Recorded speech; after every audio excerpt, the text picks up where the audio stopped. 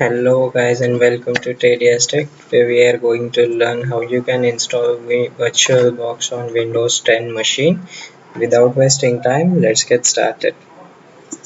I have a VirtualBox setup on my PC. You can download it from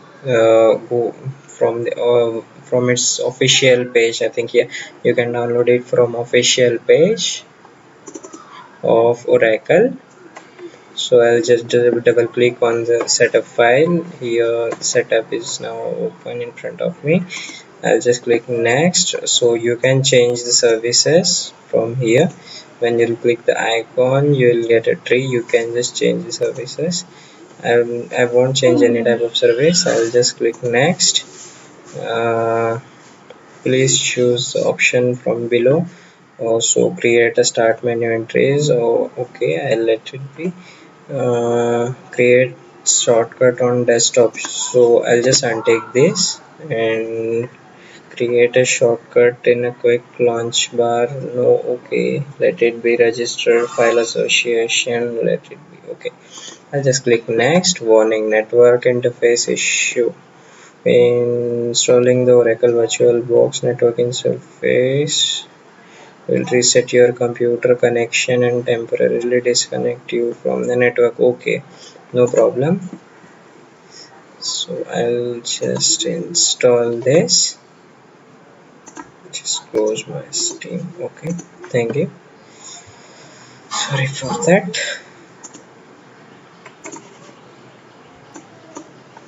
Just sit back and relax, guys. Okay, here is the notification. User account control.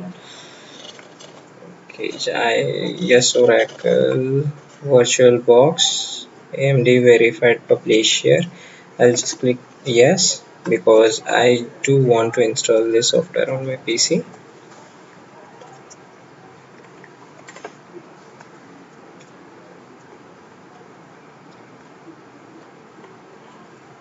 Okay, so setup is now completed. Start VirtualBox. After installation, I'll just start this thing and I'll just click on finish. So here we go. Our software is now in front of us. So we'll just create a new VirtualBox to see how it performs. So when you are creating a new VirtualBox,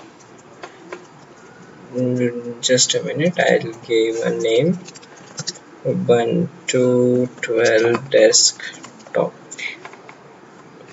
any random name you can give. So from here you can select the location. Don't select the C drive. Except C drive you can select anything. If you select C drive, then it will take longer than usual time. I'll just create a virtual machine folder, Ubuntu desktop folder, and I'll select this one. Just now click on next. I'll just give 2048 MBs of RAM. Create a virtual hard disk. Now I'll just create a virtual hard disk. Here you will get two options of dynamically allocated and fixed size. You can choose any of them. I'll choose fixed size and I'll give over here 25 gigs of hard disk. Create. Okay,